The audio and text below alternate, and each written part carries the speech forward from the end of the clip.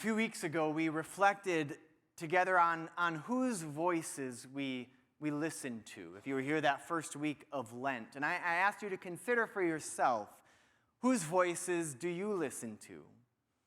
Whose voices are represented in the perspectives you consider about politics, the news you watch, the people you interact with, people who inform your understanding of what's going on in the world, and whose are absent?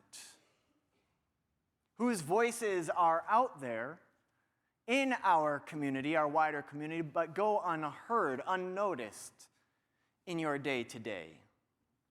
Whose voices are you not listening to? Part of the challenge for each of us, for all of us, for us specifically as a church as well, is that there are always limits to whose voices, the number of voices that we listen to. And we tend to start with those who are most like us, whoever us is, right? Sounds and stories, experiences most reflect our own. We feel most seen and heard by them. And then we might supplement those with one or two voices, that one friend, that one person or perspective that falls outside of that, right? And it's understandable from a human and perhaps evolutionary perspective, right? Looking out which is familiar brings with it risks. And yet it is precisely into this tension, stepping outside of that which is familiar, which is comfortable, that the spiritual journey calls us. Namely, the journey of following Jesus and being transformed from the inside out by the power of God. And so this morning as we begin, I want you to out someone whose voice or perspective you find yourself being inherently suspect of. Maybe it's a person or a group of people. When they offer a word that differs from your own, your action is to dismiss it or deny it or critique or minimize. We all have those people. Who are yours? With that in mind, and with an open heart, I want to invite you to hear this encounter between Jesus and a woman from Samaria anew. So Jesus and his disciples are on the move in the south up to Galilee in the north. But in between these two regions lies a place called Samaria.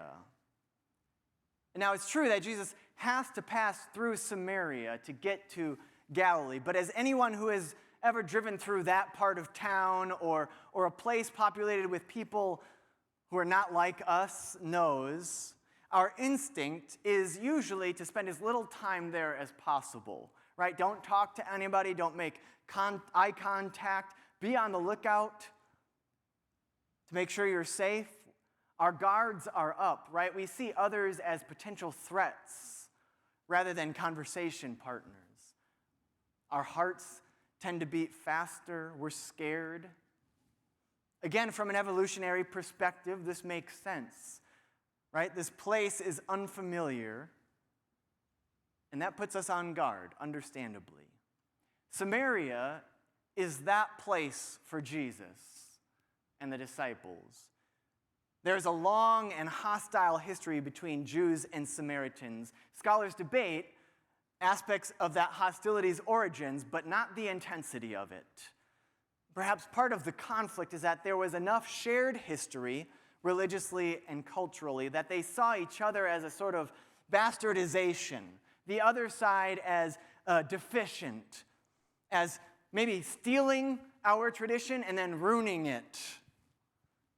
Right? Think of the long history of the division between North and South in this country itself, but especially around the Civil War and in the decades that followed.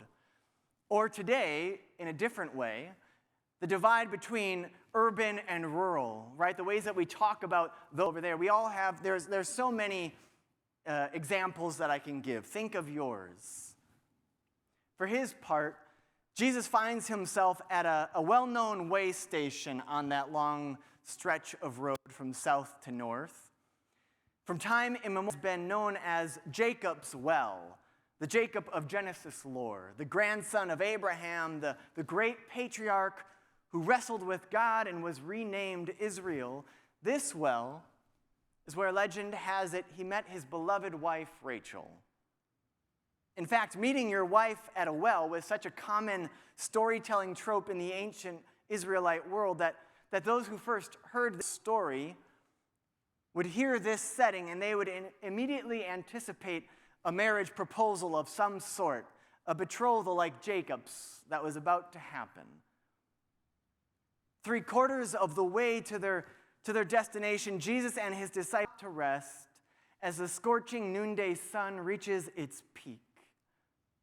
Now perhaps, again, as the text says, the disciples have gone to look for food while Jesus draws up water. But as they leave, a Samaritan woman approaches the well herself to draw water. Given that it's the hottest part of the day, not usually the time that you go to the well to draw water, they're both there alone. And perhaps that's exactly how each of them had intended it, for no one else to be around when they arrived. As she approaches, Jesus begins a conversation with her. And I have to admit that at first, to our modern sensibilities, his question stinks of patriarchy, right? Get me a drink, woman. I mean, who starts a conversation that way anyways?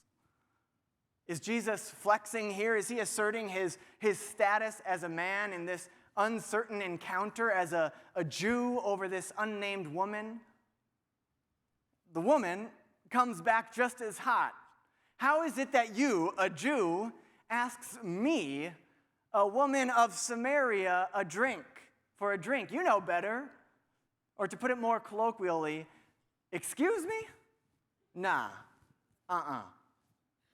But as their conversation continues, it probably sounds quite strange to us. There's a lot of symbolism and references going on here that culturally we don't catch. We have to remember also that the Gospels are stories as much as they are describing historical figures or events. And as all storytellers know, there's the details of what happened, and then there's how you tell the story of those details. Sometimes you stretch the details a little bit. Sometimes you add a particular emphasis to the words said in order to highlight a particular truth, right? And part of that truth, that emphasis in the Gospel of John, is going from a literal level of understanding to a symbolic level of understanding. Like Nicodemus, this unnamed woman of Samaria begins her conversation with Jesus on the literal level, which makes sense, right? Because they're both at a well, it's hot, and Jesus just asked for a drink. But as they continue, it becomes clear to her that this conversation is about so much more. Whereas Nicodemus, an educated man, a leader within the community who has both power and authority, someone of the same cultural background as Jesus, whereas he is unable to understand the symbolic level, to respond to that deeper conversation into which Jesus invites him, as they discuss how to be born again, how to start anew. This morning, we have the story of an unnamed woman, a foreigner, an outsider from Samaria. A woman of a different culture, ethnicity, and religion. She doesn't seek Jesus out, but encounters him as a stranger. Again, suspicious of her. As the hearers of the gospel, those first hearers, they would be suspicious of her. And yet, she is the one who leaves her encounter with Jesus so overcome with hope and joy that she leaves her water jar behind. She is the one who leaves with deeper understanding, not Nicodemus. Which for the gospel is itself symbolic. Her leaving that, not because she no longer needs literal water, of course, but that she has found living water. A deeper thirst for life, for hope, for the possibility of a new future has been quenched. At some point, if we are to journey toward greater wholeness, toward a fuller humanity, each of us ask ourselves, what is it that I really want? beyond a job, beyond that nice house, beyond this or that, where do I really want to go? That is, how do I live the life that I can look back at on my deathbed and honestly say, I chose the greater path? Heck, I made mistakes. I made so many mistakes. But I was courageous enough to love life as hard as I could. To leave it all on the field. I was willing to do the hard but necessary things to grow, to persist, to heal, to forgive, to work for a world of greater equity and justice, to repair. See, whereas Nicodemus leaves alone, this unnamed Samaritan woman cannot but let her joy, her hopes, what she has just encountered, her hopes for a future, for new life, she cannot but let it spill out of her onto everyone that she meets. Could this possibly be the one we've been waiting for, she asks her village? Could he be the one opening to us a future of hope, of restoration? All of this from an encounter that started in suspicion. And for that to happen, Jesus and this woman had to meet in shared vulnerability. I think Jesus knew this, and I think that's why he asks her for a drink. That their encounter begins not with asserting his masculinity, his authority, but that quite the opposite. It is Jesus acknowledging that he is in need. Would you help me? I, a Jewish man who is not from here, who is weary from my long journey, I need help from you, a woman of Samaria, who my religion and culture taught me was beneath me. Jesus initiates rather than avoids, like, sometimes at the grocery store when you're like, okay, there's that part out so I can avoid them. Jesus initiates the encounter rather than avoiding it. He makes himself vulnerable. He opens himself to rejection. She has the power there to choose to engage or not. It would have been easy for either person to turn hostile, to assume the worst intentions, right? Perhaps each was initially looking for a sign that it just wasn't worth it and they should just walk away. Perhaps. Now, too often, I think we hear these stories and we imagine ourselves as saviors, as those who are called to help other people. But more difficult, I think, is for us to sit down, to honor our weariness, and let another person help us. You see, if we only or primarily find ourselves in the role of helping others and never in the role of receiving help from others, that is, if we never make ourselves vulnerable, dependent on other people showing up for us, and yes, maybe disappointing us, then we are cutting ourselves off from a part of what it means to be human, to be fully alive. We are not, in fact, following Jesus, who took on human flesh and showed us in moments like this the way to divinity.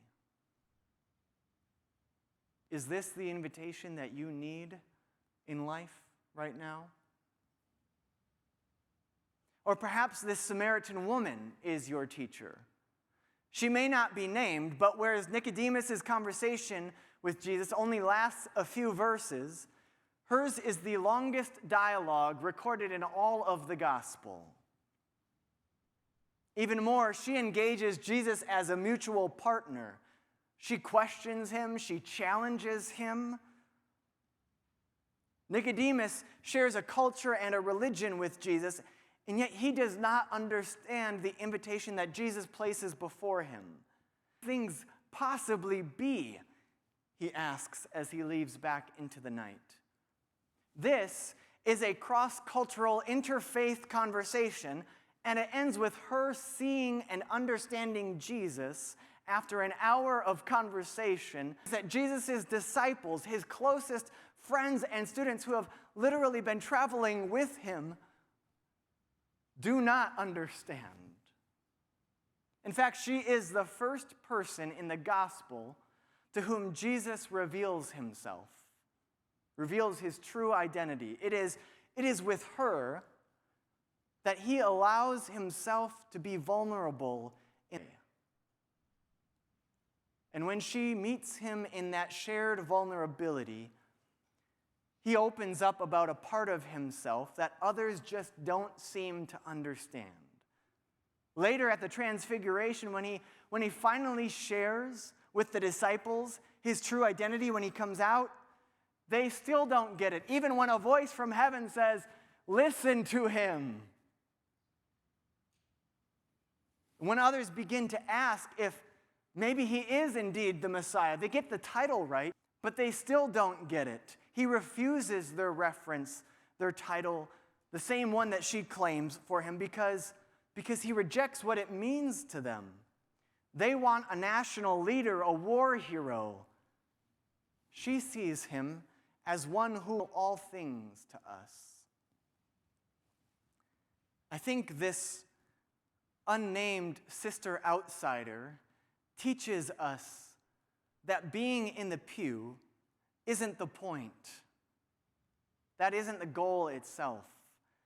That it's okay to question and challenge the version of Jesus or of God that we've been handed.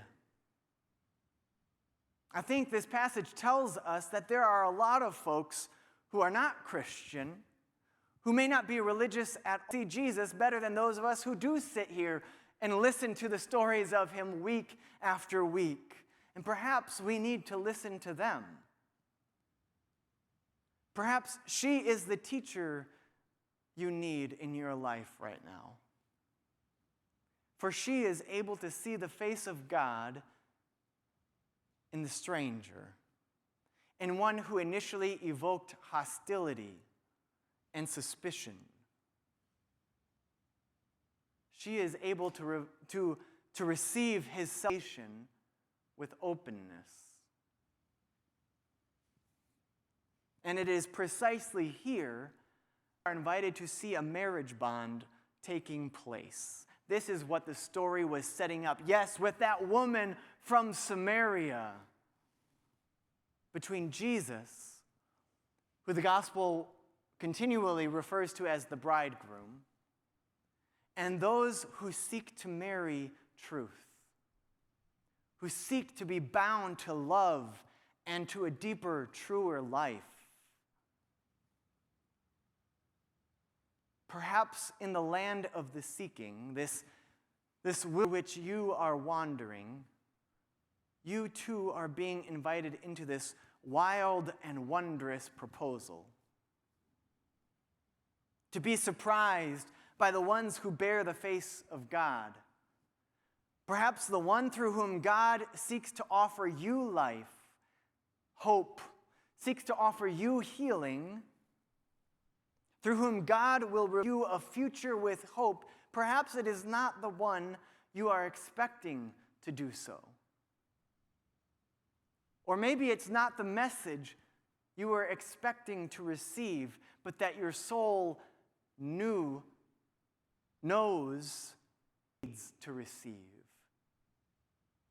Maybe while you are looking for literal, concrete answers to quench your literal thirst, your very real concerns about your health or your job or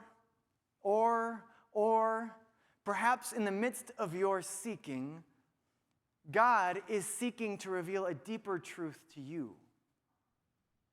Perhaps God is seeking to invite you into a new way of being, into a new rhythm of life, into a new community of hope. Perhaps as you rise to face a new day, as you look for water to quench your very real thirst. Do not lose sight of the deeper life to which God is calling you. A life that doesn't paper over grief or hardship, but somehow is found precisely there. Friends, may it be so. For your healing, for the healing of all the world.